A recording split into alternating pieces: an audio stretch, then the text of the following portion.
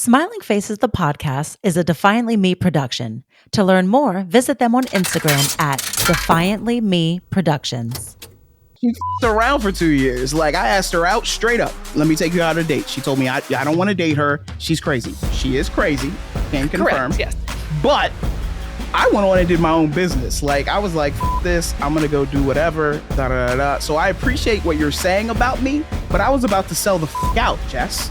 I know you were, but you didn't. You were going to, but you didn't. And not because you chose not to. I know That's beautiful. The world lined up, but that is who you are. Lucy goes, can confirm you were about to sell out.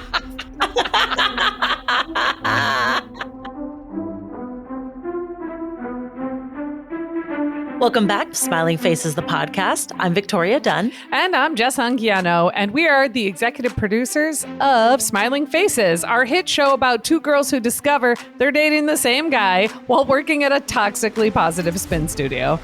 On this podcast, we provide you with unfiltered conversations and answer the question, instead of self-care, why not revenge? I love when you say that. It's the question of the hour at all times. Oh, God. Yes. Especially this week. Although I feel like I'm taking no revenge. This week? Yeah. Ugh. Talk about it. I'm taking no revenge except on my will to live. You are going so hard right now.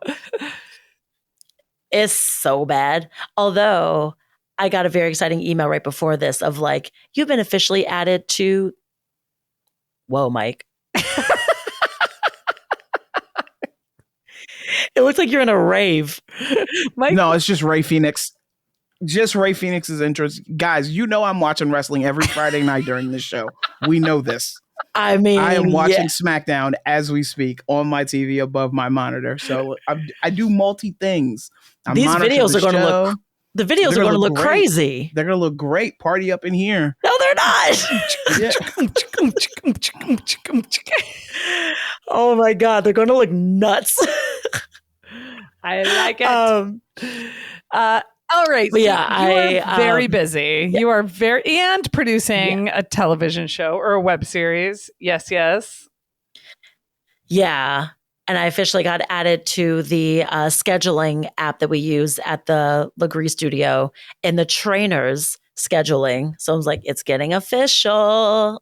Yeah. Victoria is not only an executive producer of a hit show, she's also training to do Pilates and teach Legree, which I think, yeah, you know what? It's going to be really fun.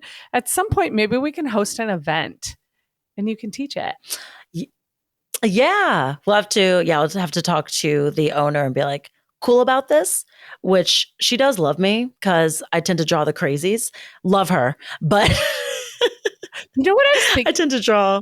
I was thinking about the hotties that you drew. Remember that guy that was coming in that we were sort of cyber stalking a bit for you? I mean, I know now. It was a time. Now we've got Whole Foods in the pocket, but. Yes. We've got him in the bag. He's great, but he's in the bag. Yeah, it's like there was a time. Well, okay, not a fish. Although it's so funny, my broham, Lindsay, like that's the way we tease each other. So like if any of us like someone, we basically make fun of the other person for liking a boy. So she's like, ew, you like a boy. You have a boyfriend. I'm like, no, I don't. Stop it. I don't. You do. You do. But more on that later. We have to talk about updates for the show. We had an awesome meeting this week and just talked about next steps. Totally. Getting one, I think still producer agreement things, but then also like next steps for kind of going through a fine-tooth comb with the episodes and almost doing like a system of looking through each episode, hitting the high points of each character and like story plot things and doing like a little post-it system to be like, okay, let's see how this goes along. And then kind of checking in on the notes and feedback that we got that actors had from the reading and being like, hey, this didn't quite make sense to me, or like, oh, I think so-and-so needs XYZ. So kind of like looking at those post-its through each episode to make sure that those points are hit and those questions are answered. So it's kind of the deep dive now Yeah. of said script. Yeah, because for those of you who don't know or weren't tuned in, we did a table read, a live table read here at the house with actual actors and heard the whole script out loud because Victoria did a whole rewrite as we pivoted into a web series. We had to cut it into smaller bite-sized chunks so that we could do 6-minute episodes. So we heard it and oh God, it's hilarious. It's so funny. I'm excited. So funny. We listened to Victoria rap. She's going to work on that. Shade.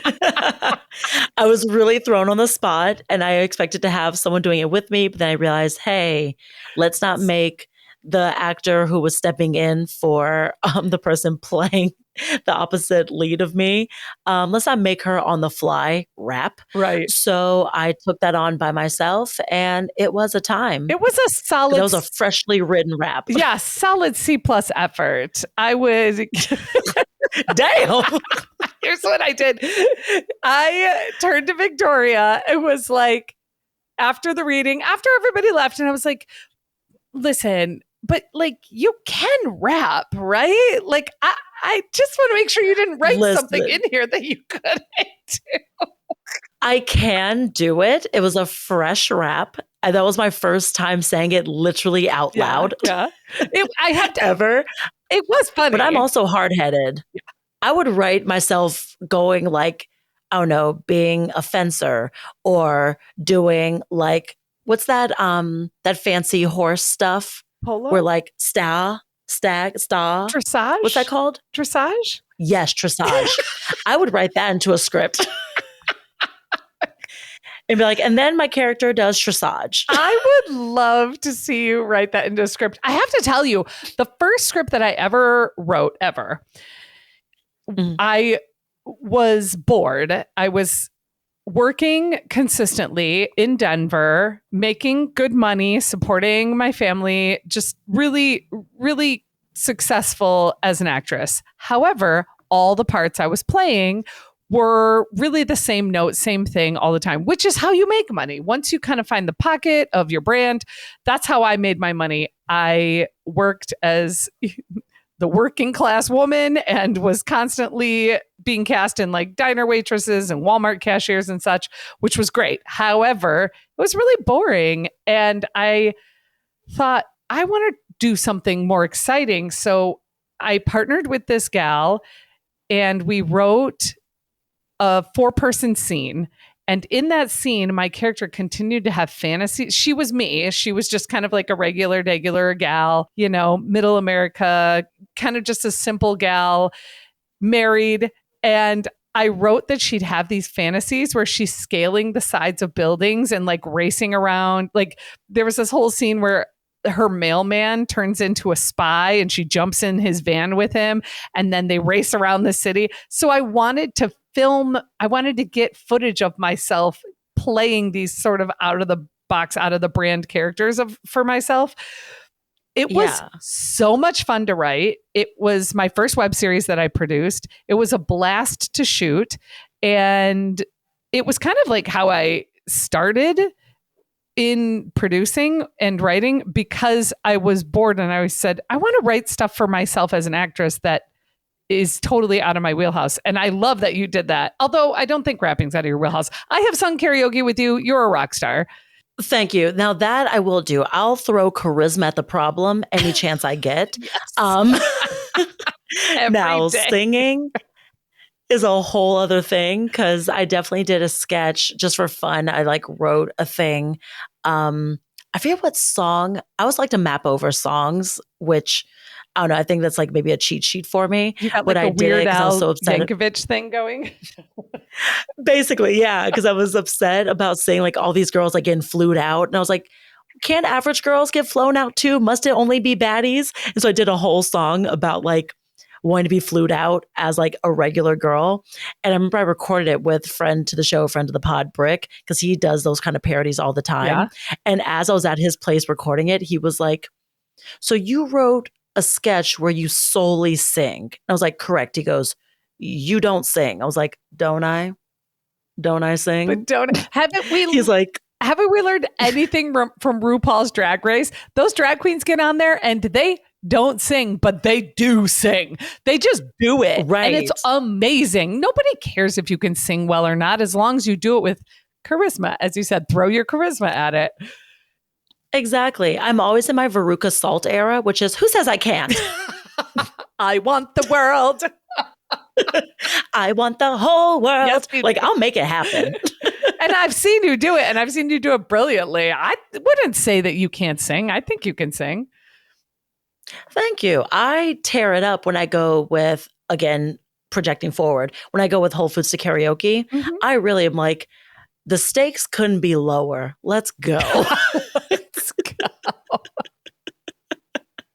He's like, you really enjoy this. I'm like, I do. I have to say, I went with my bestie, Chris, who is also a friend of the podcast, to a new kind of neighborhood divey bar. It's new, though, in Sherman Oaks. And it was emo night.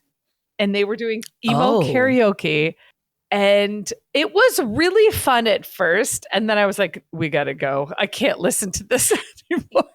You do need some levity. There's something like emo songs can be fun. Like someone throws in maybe like a good Charlotte or like an Evanescence or something. Then you're like, oh, bring me to life. But once, right. Yes. But then when it's all that all the time, you're like, hey, I'm kind of bummed. You? Like, this is what I listened to when I was 14 and sat in my bedroom. Or right. When you actually had no problems. Right. Yeah. When you thought you had problems and the gag, you didn't. It's like, oh, sweetie, wait until you get into your 30s and 40s and you'll really want that good Charlotte. Yeah, exactly. It was, I have to say, the people. Shout out to good Charlotte, who's from Maryland. Oh, really? Oh, nice. Hell yeah. Them boys is from the Southern Maryland, right around the area Lucy's from. Love. Yeah, shout out to good Charlotte. I think they're dropping a new album. I saw a billboard and it damn near crashed. I was like, no way. What? I saw it on the brand and I was like, oh shit. Like I got so excited. Okay, good Charlotte. They took some time off to have some babies and get married and now here I don't know if that's true. I should know before I say. Oh, it's very true. One of them's married to Cameron Diaz. Oh, that'll do. Yes. Okay. Another one. Yeah, another one's Nicole Richie. Yeah, they're happy. They're good. Oh, for sure. They don't need to make no money. No, wait a minute. Speaking of marriage. Yes. I know. Speaking of marriage, should we tap dance really quick onto the infidelity of it all? Speaking of music and infidelity. Coldplay. Or marriage. Which, before you dive down this road, something that I know that's happening at Coldplay concerts, they are pulling out all the stops. Apparently this concert that they are on, this tour, is unbelievable. My brother actually works in Wisconsin and he runs the crew that builds the stages. And his crew built that stage at that Madison, Wisconsin concert that Coldplay played on. So shout out to my brother again. I love shouting out my brother. Hi. My brother Spike. I love a connect. Yes. So anyway, Coldplay though they're kind of doing this at every concert. They're just putting people, politicians, the world on blast in the middle of their concerts. So I really want to see them. I think I need to see them. I mean, technically, it should be a sweet moment because it's kiss cam. It's a kiss cam. Yeah, so it should be nice. It should be a very, very, very nice, beautiful moment. You know how they do it, sports, arenas and do the kiss cam and all that stuff like that. But shit. Ever since this happened, sports teams have been spoofing it with their mascots, which is crazy. But now, Coldplay goes, hey, so we will be doing a kiss cam and you will potentially be on camera in the arena. Look alive, pay attention. Don't be doing no dirt. Get yourself caught out. Yeah, they're warning people now. It's nuts. But for those that I guess somehow miss this, which I don't know how. Yeah, I did not catch the whole story. I did not catch the whole story. So okay. I need you to break it down for me because I just saw the aftermath of well, go ahead. Okay. So the CEO of this app called Astronomer has been having an affair. He's married. And so is the HR person who he was cheating with, Gross. who is also married. And they were in a box. And the other person that they bring, like in the video, like the other person, like, they're like hugged up on this video. Coldplay does their kiss cam. And as it tightens on them, they realize that they're on the Jumbotron. And instead of playing it off, because who the fuck knows the CEO of Astronomer? And instead of playing it off, they immediately panic. And so then it draws everyone's attention. And Chris Martin goes, oh, he goes, either those two are cheating or they are very shy. And like, so the camera stays on them. When he pulls like, the card, that's the thing. When he pulls the card, he runs, she ducks, and they kind of pan the camera to follow. And one of the other women in the box with them is one of their employees who had just gotten hired in the HR department. So they roped this new poor girl into the drama. And she's sitting there covering her face like, gah. So she's a new hire. So that's awkward. From what I heard, they closed the office like the next few days to deal with it. So people didn't come in and talk about it. He's since stepped down. Obviously, they forced him out. So he stepped down. HR lady stepped down. Yeah, head of HR. What's crazy about that, though, is that he wrote an apology letter. And at the end of the apology letter, he essentially blamed Coldplay. He did. Which is crazy. His I love letter, white men. They always find a way. His statement was nuts. He basically said, how dare you catch me cheating? Like, it was, this is nuts. I don't know. Crazy. You know, I love to put a PSA out. If you are cheating, if you are listening to this podcast right now and you are actively cheating on your partner, and by the way, I'm not just talking about having sex. If you are cheating on your partner with money, with emotional cheating, with just getting too close to a friend at work, if you're cheating by looking at pictures on the internet or texting with other people on the internet, even though they're not real people, you are going to be caught. You are going to be caught. Hear my words. Especially if you're going to get caught. Especially if you're going out there publicly and like at concerts like that, what are you doing? Like his statement, and he ends it with a Coldplay lyric, which is diabolical. Oh my God, what does he say? He said, the fucking caucasity of it all. That's the part. I'm telling you. The caucasity of it all, bro. Like, it's the fact that he sent an apology and then blamed Coldplay. I'm like, sorry, but bro, it's not my fault. Yeah, what possessed you to go out with the head of HR? You guys go butt to penis on a kiss cam. Butt to penis. And then that's how he was. It was like one of them old school prom pictures where the girl is turned around and got nuzzled up to the dude. That's how they caught them. They are hugged up. Yeah. So apparently it says, I want to acknowledge the moment that's been circulating online and the disappointment it's caused. What was supposed to be a night of music and joy turned into a deeply personal mistake playing out on a very public stage. I also want to express how troubling it is that what should have been a private moment became public without my consent. I respect artists and entertainers, but I hope we can all think more deeply about the impact of turning someone else's life into a spectacle. As a friend once sang, lights will guide you home and ignite your bones, and I will try to fix you. All white dudes are hilarious, bro. that shit right there should be framed and put somewhere. Because it's like, what? Nuts. A private moment? Get the fuck out. Yeah, of here, if you want to have a private moment, then you go and you hide your shame in a shameful place. If you don't want an hourly hotel. Yes, thank you. In the backseat of a car at the mall. Like, tint your windows and hide your shame. But if you don't want to be caught cheating, just don't cheat.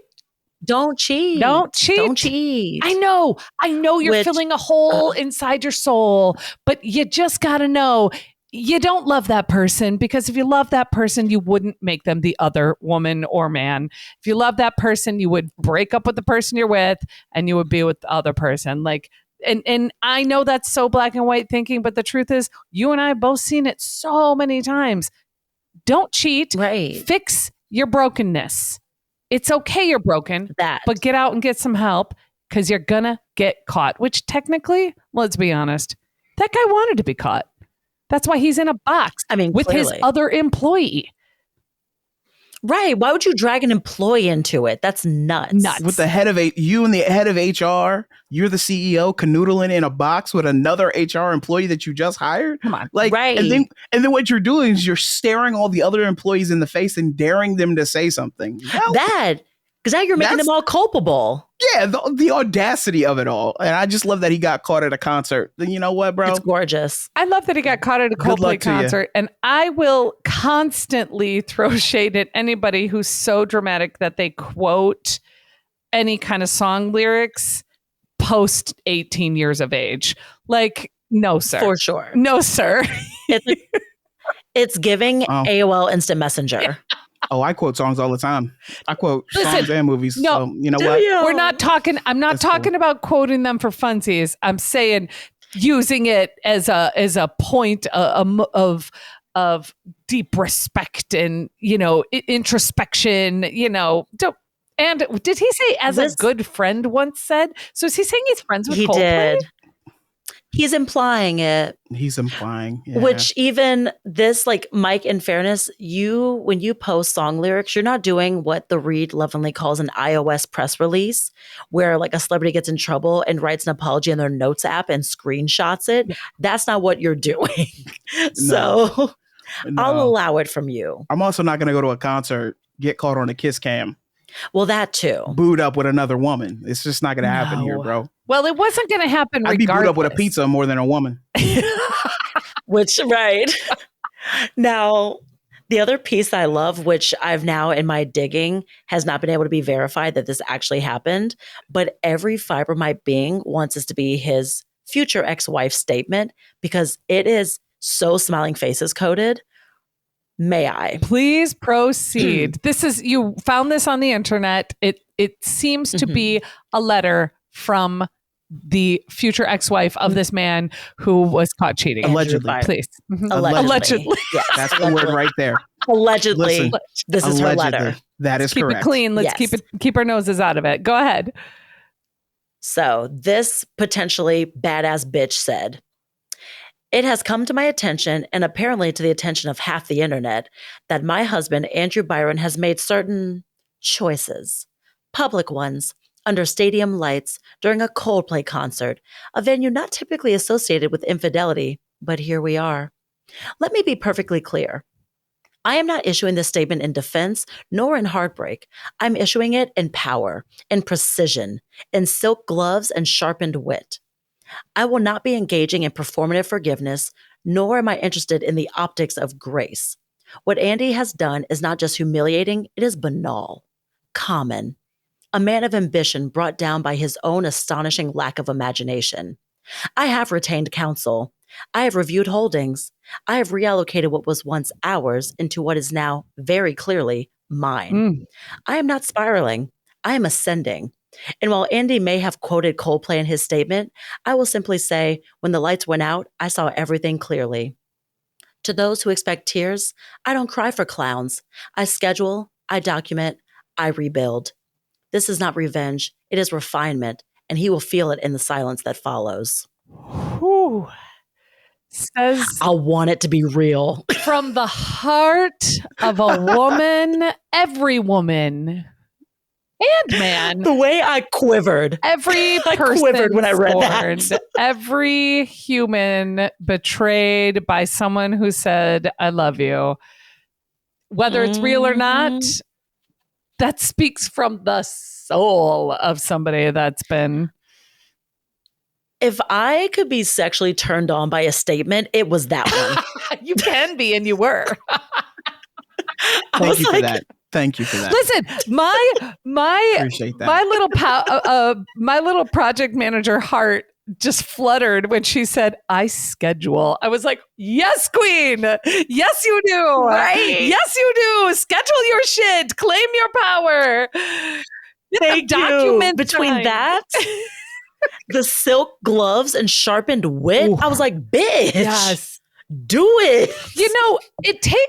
It takes me back to my divorce because my divorce was so sad. It was so tragic. And there's a whole episode about that. If you've missed it, go back and listen. However, I will say this. I sat down with 4 lawyers in one day, 4 different lawyers, because they were referred to me, and every single one of them was like, yeah, I'll take a consultation with you. And they all saw me in the same day. And every single one of them was like, look, I know that you want me to handle this for you because you're in so much pain, but I can tell you right now, you don't need me. You can file for divorce. You can do this on your own. And I'll say this.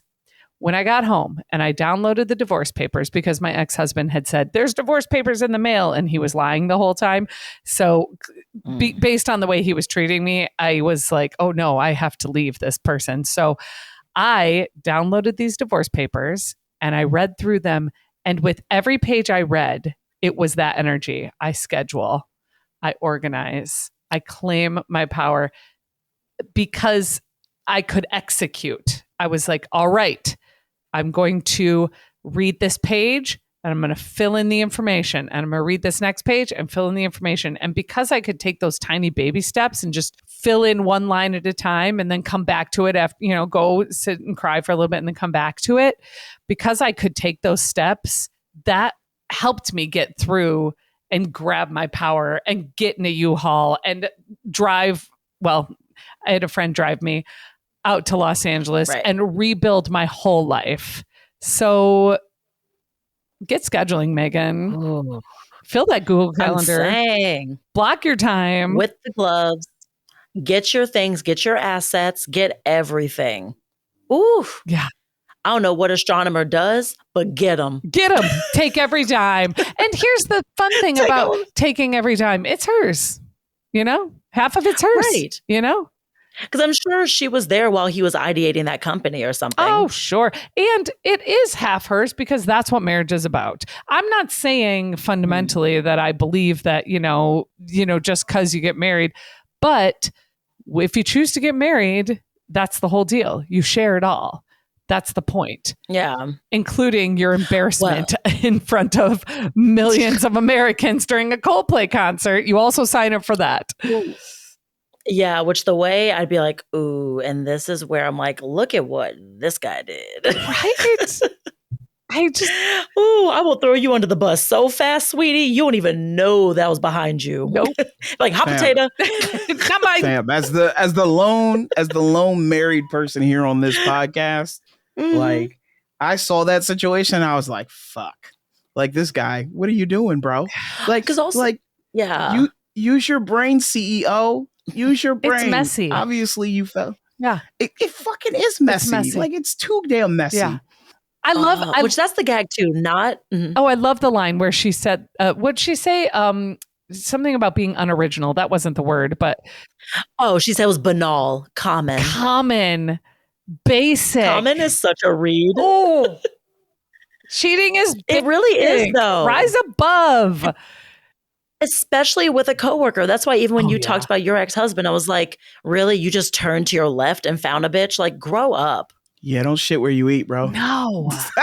It's common. It is. Like, it's way too common, but don't shit where you eat. Yeah. People are out here crying the male loneliness epidemic. They're like, well, there's nobody around. And I'm like, really? Because everywhere I turn, some man is just like, you'll do. You're within arm's reach. Like, right. Fill your body with air, lift your head up and just look around a little, guys, It's uninspired. It really is. It's banal. It's basic. It's very banal. Okay, I want to talk about something that's not basic, which is your thriving, budding romance with your not quite official BF, Whole Foods, or should we call him WF? No. Oh, I was like, WF. The fact that my brain did gymnastics to figure out what that was. But you did them fast. I did. Listen, things have been good. He's like helping genuinely with so much. Okay, he did I feel like I'm just giving the updates. Like, he did a nice thing, but he always is. guys, Victoria's seeing somebody and he does nice things. Like the good men are out there, okay? They're out there. I'm really mad that you're like excited about that. Like something that should be, I don't know. The straights are down bad. Like that's crazy that y'all are excited about that. Like it blows my married mind. Do you forget how many horror stories we have shared in the 36 episodes that we have put out? Do you forget the way that we have been treated by 49% of the world's population? Thank you. Because he will talk to me about stuff and I'll say like how much I appreciate like stuff he does and how he is with me. And he goes, yeah, sure. And like, he's like weirded out by it. And I'm like, no, you don't get it. I was like, I've been treated like pretty shittily. And he was like, who would treat you bad? It was like, plenty of people. Dumb people. I went to the Grand Canyon on an epic life goal of a trip with a man who wanted to end the trip a day early because some dumb bitch that he was sleeping with when he met me was like, hey, you around this weekend? Like, this is the status quo. Like, this is normal. He was like, I can be. Yeah. I can be. Yeah. Give me, I'm 8 hours away at the Grand Canyon with another woman I've been dating. Give me a minute. Yeah. and I didn't drive myself, you know, it was her car, but I think I could turn this around. I'll be right there. Hang tight. Exactly. So yeah, I'm like, no, this is not normal. Like, he's been so supportive, like little things. And he's like, I know that you're busy. And that's what I think the big thing I appreciate is that he understands I'm busy and he doesn't make me feel bad about it. Like basically every other guy has. He's like, no, he's like, I'm happy to see you when I get to see you. And he makes a point of when we're hanging out, he's like, I want you just to relax. He's like, and he'll look at me and go, are you thinking about what you have to do? And I went, yeah. He goes, stop that. He's like, just enjoy right now. If this guy, we're coming up on 90 days. Like you got like what, another 3 weeks to go and then you'll be 90 days. Is that the rule? Yeah. Wait, is that the rule? 90 days? Here's what happens. Oh no. It's not a rule. Like, what's the rule? It's a thing. It's a dating thing. So now as a woman out in the world, out on these streets, although we all know that I've put a pin in it and I'm having a no man summer. No, there's no. It's a protest summer. It's not. We are having a hot girl summer. A hot girl protest summer. Yes. So the deal is that wait, I forgot what I was going to say. I want to know about the 90 days because you keep talking about the 90 days. And I'm trying to figure out if Victoria is following this 90-day rule. This is like a thing. It's not a rule. I wasn't aware of. I was in the rule. It's not a rule. It's not a rule. What it is that when you are dating somebody and you start creeping up on this 90-day mark, something kind of starts to switch in their brain because it's 3 months in and they start. I'm not sure if it's men or if it's just the other person. The other person in the relationship or yourself starts to think like, wow, I've been doing this for a quarter of a year and something shifts. And oftentimes relationships end after 90 days because if you've been doing it for a quarter of a year, then you might do it for another quarter of a year and then you might do it for a whole year. And then all of a sudden you're in a committed relationship. So somewhere around three months, 90 days is where people start to be like, wait, I think this is turning into something. It's just, it's a bit of a little, you can look it up, like, but it's not a rule. It's like an experience. It's like a phenomenon, you know, after about 90 days, a lot of people will have like 3 month long relationships and then it'll just poop peter out, you know, because because it gets real. It should start to get real. Yeah, which now I'm thinking about, I'm like, how often do I get to that threshold and then go, yep, let's keep going, or it crumbles. Okay, I need to go back and do some recon on what's happened there. So far, I think we're in like a weird spot right now where I'm like assessing what, because even before we started recording, I was talking to him, we talked about holiday stuff, and I was like, oh, I don't want to talk about like future holiday stuff because that feels weird. But then I'm talking about like what I do for holidays. And I'm just speaking like generalities. Yeah. Of like, this is what I do for holidays. I mean, honestly, like when you think about it, it's like he's going to start thinking about Christmas presents, you know, like Your birthday's coming up. That's a big marker. Is he going to give you a birthday present? Birthdays are girls and gays. I know. I love that your birthday's a girl. Yeah, you don't want to start that too soon. You don't want to put that pressure on too soon. Lucy did say, though, her longest relationship before me was 4 months. Okay. So I was like, oh, What a pivot. Listen, 4 months and then full-blown marriage. I'm hated on because I'm kind of a unicorn, because the first person that I had a deep relationship with, I married. So I realized that catches a lot of bitterness from a lot of single folks who've been dating for, like, I get it. My own brother and sister are like, I feel like they're bitter towards me because I'm married. But the first person that I had a deep relationship with was Lucy, and I ended up marrying her. So, but I would venture to say, knowing you the way I know you, Mike, you don't really fuck around. So if you, I was about to become a huge fuckboy. like real talk, guys. I'm telling you, real talk. I was about to become a huge fuckboy, and then Lucy locked it. She came to her senses, but I legitimately was like, fuck these women.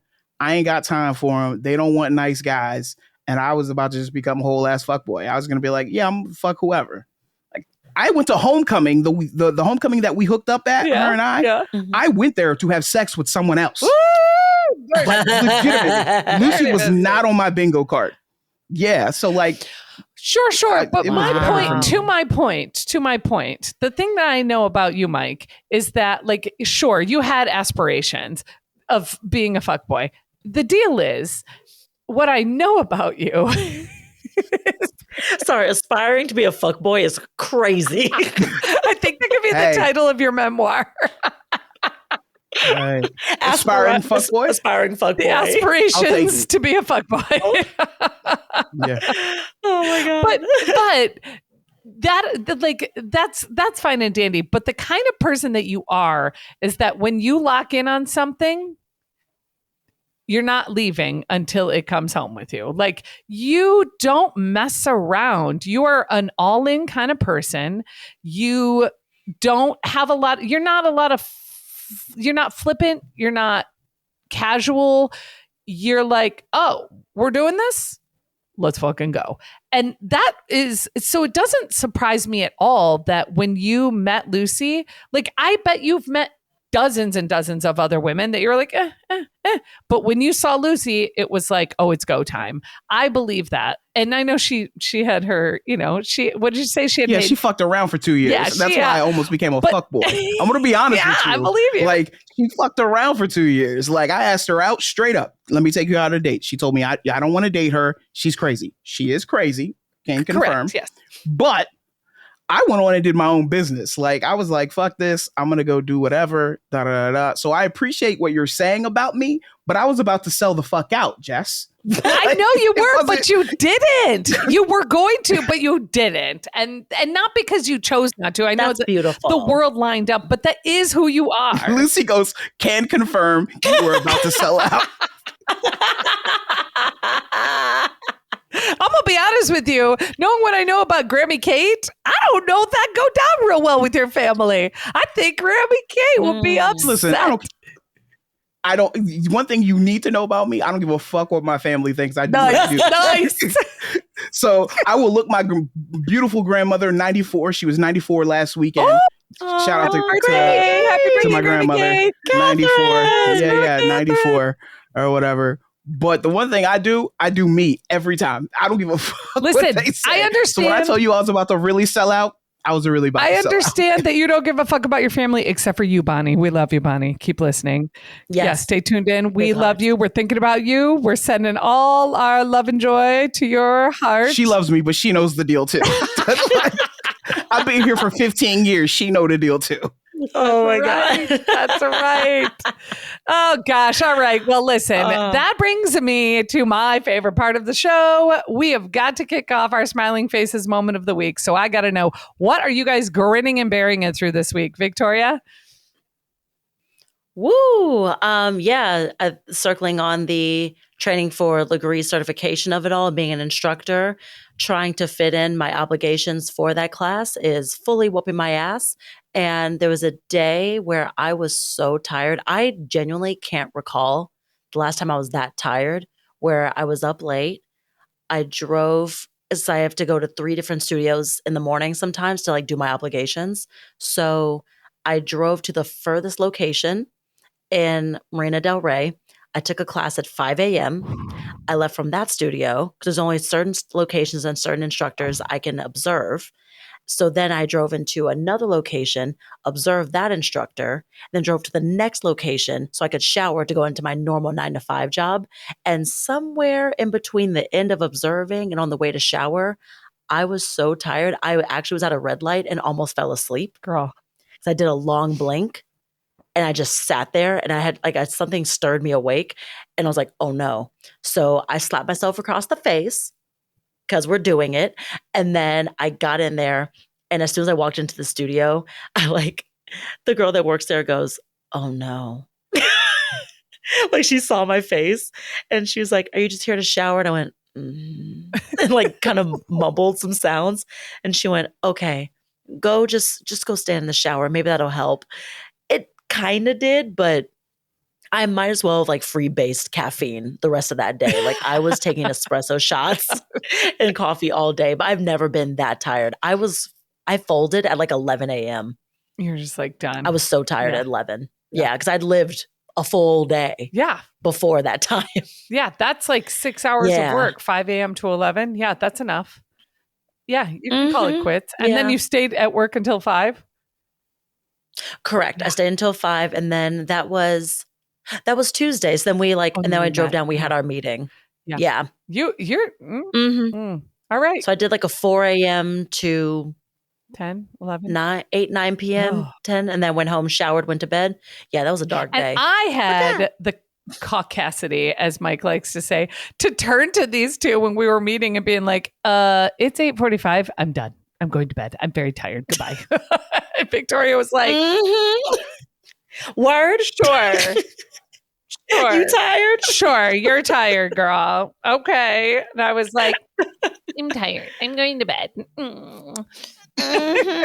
Mike, what? Girl. Speaking of people who aren't sleeping, Mike, what are you grinning and bearing it through? What am I grinning and bearing it through? Obviously, Birdie is a staple at this point. That's what I'm doing. You know what? Shout out to Hulk Hogan. Fuck Terry Bollea. But as a little wrestling guy, Hulk Hogan was iconic growing up. I watched wrestling with my pops. In fact, my pops is the one that called me about Hulk Hogan yesterday or whatever. So he's an icon.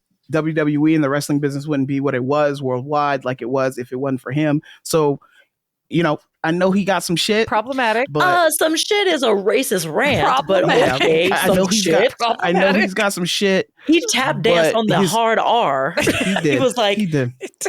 He was like, N-word, Terry N-word, N-word.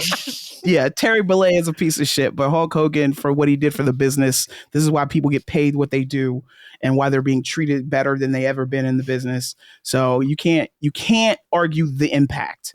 You can argue that he's a piece of shit as a person, but you can't argue the impact and what he's done for the business. So R.I.P. Hulk Hogan, fuck Terry Bollea. We hear you. And listen, I love Michael Jackson, but not the person, just the music. So, you know, love the artist, hate the man, you know. I'm definitely one of those where I'm like, never mind, I'm not going to say it. I don't want to get myself canceled.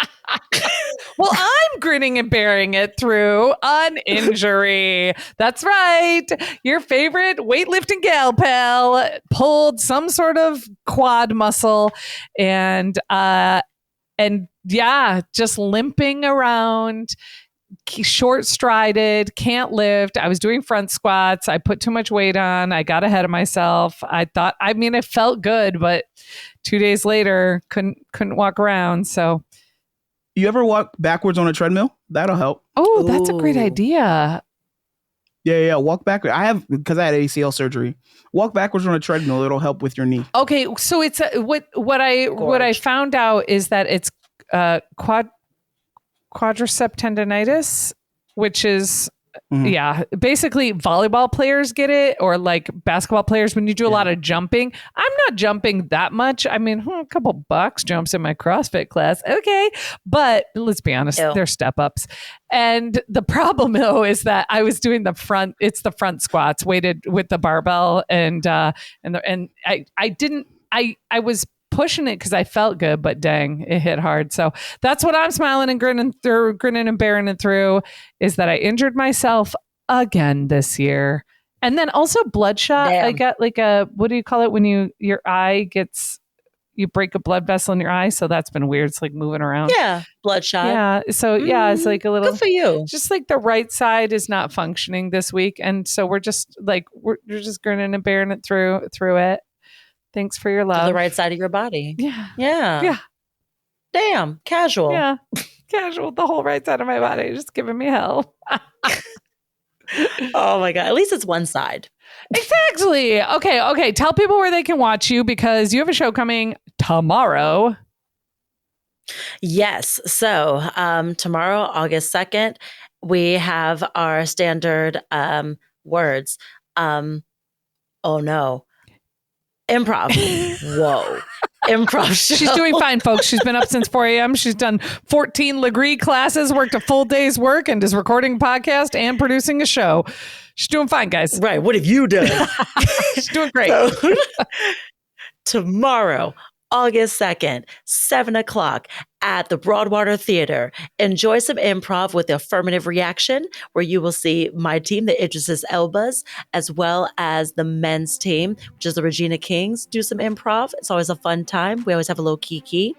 And there'll be some stand-up. It's a good little time. So pop on over, get your tickets. And hey, it's always pay what you can too. So we don't try and drain the wallet. I love that. And shout out to Affirmative Reaction, who just started following us on our social medias. Do you want to be just like a really cool improv troupe and follow us too? Because you can. Find us on Instagram at smilingfaces_series and just follow us, guys, or share with your cool friends. Find us on TikTok at smilingfaces_series.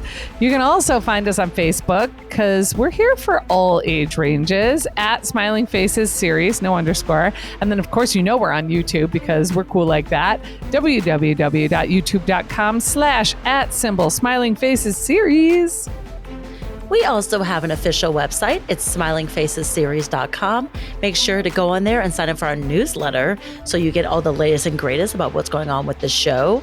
And of course, shout out to our fiscal our fiscal sponsor, Inclusivity Media, and our producer Mike Bryant and Defiantly Me Productions.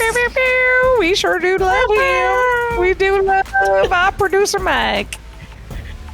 I decided to yes and what I did wrong. Was it wrong? I thought it was beautiful. And you should too. My voice just went crazy, and yours can too. Stay weird, everyone. Stay weird. Amen to that. Hey.